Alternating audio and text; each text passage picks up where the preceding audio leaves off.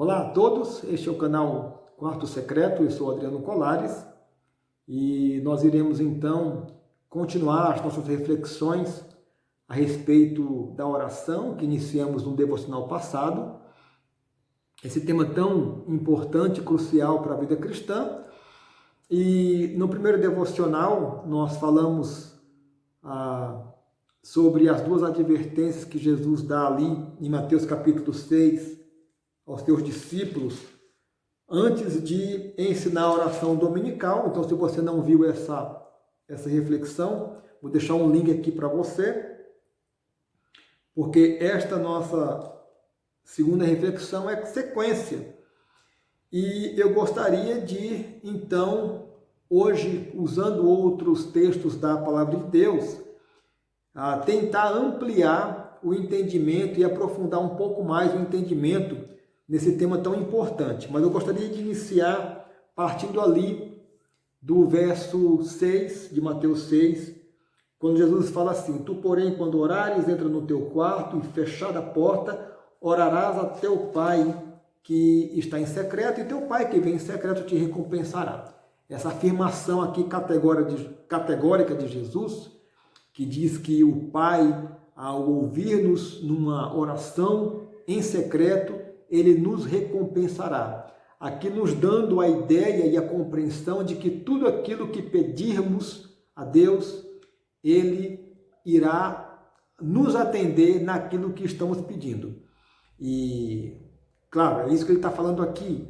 Agora, a nossa questão é, tudo mesmo? Tudo que pedirmos? A experiência até nos mostra que não, né? A nossa experiência de vida cristã, na prática, nós já tendo orado tanto a Deus e pedido tantas coisas, e algumas delas nós não alcançamos da forma como pedimos. Então aqui o que Jesus está dizendo exatamente? Dizer que o Pai nos recompensa ao orarmos a Ele em secreto. E não que orar em secreto seja aqui o caminho das pedras para uma oração eficaz, como alguém poderia entender erradamente, mas aqui temos que entender que Jesus está aqui confrontando a ideia de orar em público para ser visto pelos homens e orar no secreto somente para Deus. Não é que a oração no secreto seja por si só uma maneira eficaz de ser atendido por Deus. Claro que não. Mas aqui a nossa questão hoje é tentar entender quais são os fatores delimitadores deste tudo em que Jesus afirma que Deus sempre vai nos atender. Aqui em engenharia isso seria chamado de limite de contorno, né? Então aqui é interessante que Jesus, só para reafirmar essa ideia aqui de Jesus de que Deus nos atende em tudo quanto pedimos, lá em Mateus 21, verso 22, ele vai dizer: tudo quanto pedirdes em oração, crendo recebereis. De novo, aqui Jesus é enfático, categórico, dizendo que tudo que pedirmos em oração, crendo recebereis. Então aqui é a palavra tudo, né? E sempre que a Bíblia traz essa palavra tudo ou todos, tem que ser muito bem entendida essa palavra. E nós precisaremos certamente de outros textos da Bíblia que tratem do mesmo assunto para entender o que de fato é este tudo ou este todos. Essa é uma regra de ouro da hermenêutica, né? Muito bem. Eu começaria aqui então, exatamente em Mateus capítulo 7, quando Jesus vai ali incentivar seus discípulos a orarem. Quando ele fala lá em Mateus 7,7, pedi e dar-se-vos-á, buscai e achareis, batei e abrir-se-vos-á, pois todo o que pede recebe, o que busca encontra, e a quem bate, abre-se-lhe-á. E aqui, reduzindo em uma única frase tudo isso que Jesus fala, orem. Orem que Deus vai atender ao seu pedido e vai te recompensar nas palavras ali que ele fala em Mateus 6,6. E aqui o mal-intencionado, olhando apenas para esses dois versos, já iria então fazer a sua lista de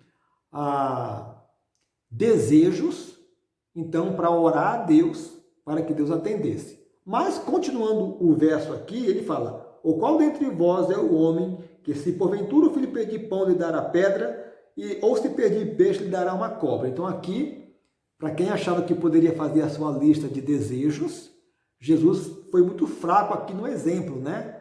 Porque quando ele fala de pão e de peixe, ele está falando aqui de algo muito básico. É algo ligado à nossa necessidade. Então, Jesus já veio com um exemplo um tanto quanto delimitador nessa questão de dizer que Deus nos atenderá nos nossos pedidos. E ele vai falar aqui: ora, se vós que sois maus sabeis dar boas dádivas aos vossos filhos, quanto mais o Pai Celestial vos dará boas coisas aos que lhe pedirem. E aqui então, um outro delimitador. Jesus ou Deus nos dá boas coisas. É essa a afirmação que ele faz aqui. Mas aqui tem a questão do que Jesus afirma do boas, né? Deus vai nos dar boas coisas. E aqui a primeira pergunta que pode nos surgir, ou uma segunda pergunta é: quais são essas boas coisas? Quais são os limites dessas boas coisas? Quais são as boas coisas na mente de Deus que Ele quer nos dar?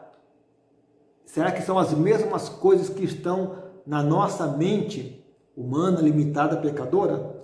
E nós sabemos que não. E é interessante que ao pegar esse mesmo texto paralelo em Lucas capítulo 11, que vai falar da mesma fala aqui de Jesus, ele vai dizer assim: se vocês que são maus dão boas coisas aos seus filhos, quanto mais o vosso Pai Celestial dará o Espírito Santo àqueles que pedirem. Então aqui Jesus já sai do termo genérico de boas coisas para o Espírito Santo. Então aqui sim, não é? Nós entendemos que Deus está pronto a nos dar o Espírito Santo, ou a nos dar a ação do Espírito Santo na nossa vida quando nós pedimos. Mas prosseguindo aqui na nossa leitura bíblica, vamos considerar também no Evangelho de João, capítulo 14, verso 13. Esse texto de João 14 vai dizer: e tudo quanto pedirdes em meu nome, isto farei, a fim de que o Pai seja glorificado no Filho. Então aqui esse texto é interessante e revelador, porque ele vai mostrar mais dois delimitadores deste pacote do tudo que Deus nos recompensa, nos atende. É que este pedido deve ser em nome de Jesus, não é? E aí nós temos que pensar: bom, quais são as coisas que eu posso pedir em nome de Jesus? Lembrando aqui que na condição de sermos discípulos de Cristo, seguidores de Cristo, pessoas que, em tese, deveríamos estar alinhados com a missão de Jesus e vivendo dentro dos valores de Jesus. Então a pergunta é: quais são as coisas que podemos pedir em nome dele? E a vida prática nos mostra que muitas vezes nós pedimos mal. Muito possivelmente eu e você temos experiências de pedidos que fizemos a Deus em oração e que não fomos atendidos, e depois nós percebemos que aquilo não era algo que de fato nós pudéssemos ter pedido ou podíamos ter pedido em nome de Jesus. Muitas vezes nós pedimos mal, mas para embasar este fato na palavra de Deus, nós podemos pegar ali em Tiago, né, capítulo 4, que ele fala: pedis e não recebeis, porque pedis mal, para esbanjardes em vossos prazeres. Então aqui também a advertência de que muitas vezes nós pedimos mal, não para glorificar Deus, mas por alguma questão de vaidade pessoal. E mesmo sendo coisas legítimas, nós podemos pedir com uma intenção maligna, com uma intenção de vaidade pessoal. Então, essas coisas nós não podemos pedir em nome de Cristo. não seria em nome de Cristo que nós pediríamos essas coisas a Deus. Então, pedir em nome de Cristo é um delimitador. E aqui, em segundo lugar, a fim de que o Pai seja glorificado no Filho. Então, Deus está comprometido com as nossas orações naquilo em que Ele seja glorificado. Então, aqui é um delimitador muito importante.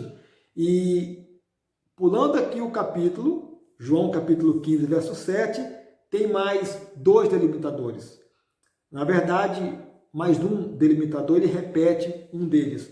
Se permanecerdes em mim e as minhas palavras permanecerem em vós, pedireis o que quiserdes e vos será feito. Então aqui Jesus está sendo muito mais claro, né? Então vamos perceber aqui que a cada texto que lemos sobre esse assunto, a gente vai ganhando uma compreensão maior do que é que de fato Deus atende em nossas orações. Então Jesus fala, olha, vocês podem pedir o que quiserem, desde que vocês permaneçam em mim e que as minhas palavras permaneçam em vocês. Aqui de novo, como discípulos de Cristo, como seguidores de Cristo, nós devemos permanecer em Cristo, que significa viver uma vida comprometido com os valores e com os princípios e com os padrões do nosso mestre, não é? E aí a pergunta é, o que é que uma pessoa com a vida comprometida com os valores e os princípios de Cristo vai pedir? Não é?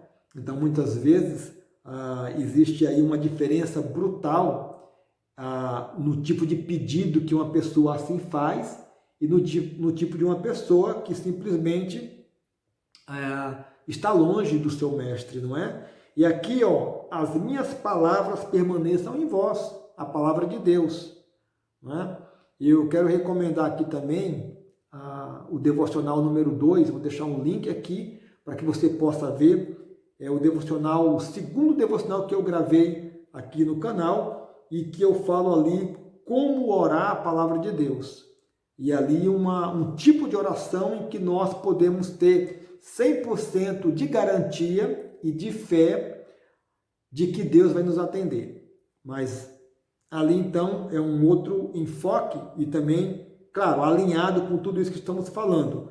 Nós estamos aqui tentando ganhar uma compreensão de quais são os delimitadores deste tudo que Deus nos atende. E aqui por final eu quero ler com vocês 1 João capítulo 5 e verso 14. Esse texto então vai dizer, e esta é a confiança que temos para com Ele, que se pedirmos alguma coisa segundo a sua vontade, Ele nos ouve. Então aqui João está esclarecendo um delimitador deste conjunto de coisas, esse conjunto de tudo que Deus nos atende, que é algo que esteja ou que seja segundo a sua vontade. E então nós podemos pensar, bom, como é que alguém pode ter a plena convicção que vai pedir alguma coisa segundo a vontade de Deus? Bom, alguém que permaneça em Cristo, como diz lá em João 14, João 15, alguém em quem a palavra de Deus permaneça nele e ele conheça a palavra e nesse conhecimento da palavra ele tome ciência de tudo aquilo que Deus quer que ele seja, então ele vai orar por isso. E este ponto aqui eu queria explorar um pouco mais no próximo devocional. Então, todo esse conjunto de características delimitam este tudo em que nós podemos ter a convicção de que Deus nos atende.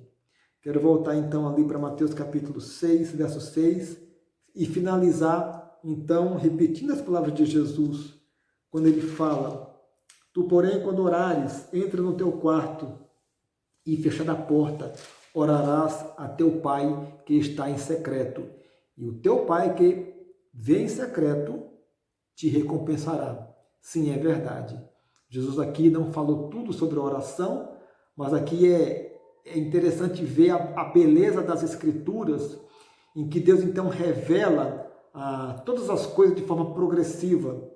E nós precisamos então estar pensando os vários textos, como fizemos aqui, para ganhar uma compreensão mais abrangente, mais aprofundada e mais bíblica, neste caso a respeito da oração. Eu espero então que esse devocional tenha te ajudado, como tem me ajudado, a discernir qual deve ser realmente a pauta de pedido que nós temos que colocar diante de Deus.